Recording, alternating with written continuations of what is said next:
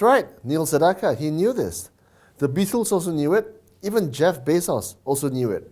Because no one ever said breaking up was easy. But that's exactly what happened a year ago. Because after years of threats and near misses and heartache, on 9th May 2018, Malaysia finally broke up with her partner of 61 years. But like all breakups, it's been messy. Government policy and stance in key areas like education, LGBT and women's rights have been patchy. Communication and messaging has been occasional and even bordering on the amateurish. While little has been done to support palm oil prices or finding sufficient offtake for local production. And speaking of market performance, the benchmark KLCI is the world's worst performing stock market so far this year. While the ringgit was the worst performing currency in Asia last month, having suffered a 1-2 sucker punch from FTSE and Norway's sovereign wealth fund, both of whom have either already dropped or will soon drop Malaysian government bonds from their coverage. Meanwhile, on the ground, things remain tough. Jobs remain scarce, salaries are still crappy, costs are still high, and bills, well, they still need to be paid. It was mainly for these simple reasons that the last 3 by-elections went Barisan's way, because promises to ease people's burdens were made but were not always kept. You see, the debts and corruption have been so bad that just plugging the holes have made foreign ratings agencies like Fitch a little cynical about our ability to ever regain an even fiscal keel. In this note, Fitch says that unless prices of oil remain elevated, it believes non-oil revenue measures may be required for the government to meet its medium-term deficit targets. But Rome, as they say, was not built in a day. And Malaysia's problems are the result of 61 years of waste, mainly in the last 2 decades.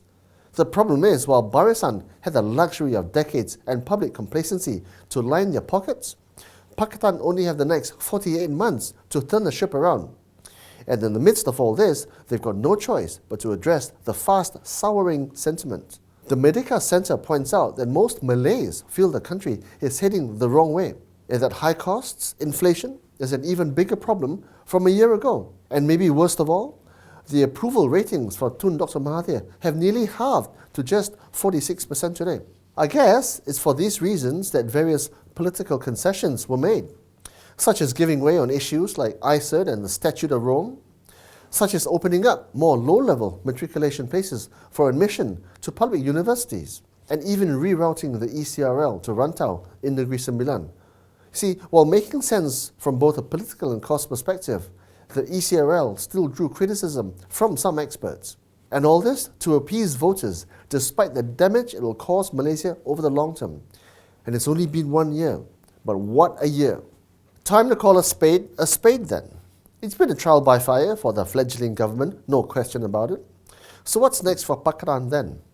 Well, fix the economy for one, and up the basic necessities, which kind of already are happening. Minimum wages have been implemented, programs to up affordable housing are already on the cards, and petrol subsidies have already been affected, capping RON95 at 2 ringgit and 8 cents per litre. But most importantly for business, things are looking up. Data from the National Property Information Centre shows that the property market is showing signs of life, and so too is the corporate sector.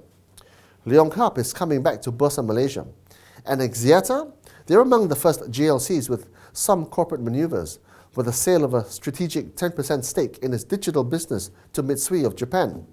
They've also entered talks to merge their Asian operations with Telenor, who are already in Malaysia via their controlling share in Digi.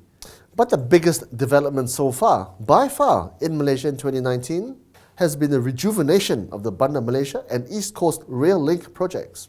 The two governments have agreed to resurrect the project, slashing around 1/3 from the original cost of some $16 billion, while shaving just 40 kilometers off the original route.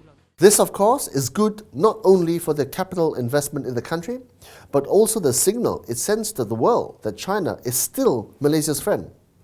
Reliable sources tell me that not only is Malaysia an all-important strategic partner in ASEAN, but Tun Dr. M was accorded special treatment at the just concluded Belt and Road Forum in Beijing last month. He was accorded the highest honor of delivering a speech at the forum. And he was also invited to private meetings with Chinese President Xi Jinping. And he was also ferried around in the ultra-luxurious and exclusive Hongqi L5. The Hongqi L5 is China's most expensive car, about $800,000 more than a Rolls or Bentley in China, while other heads of state were given lower-ranked vehicles. Malaysia was apparently also one of the first recipients of an invitation to the forum. We are considered essential to China in the region, very much unlike Singapore, which apparently China considers expendable. So, 4 more years to go then, and old heads always say it's best to make mistakes early on and to learn from them so as to not repeat the errors. So I'm willing to bet that Pakatan are smart enough to see this, and they'll spend the next 4 years gathering speed in terms of delivering real and lasting reform. And whether or not that involves a cabinet reshuffle or an early handover, as rumoured, so be it. Such wise men have told me and said that Rome was not built in a day, while journeys of 1,000 miles always begin with a single step. Just saying.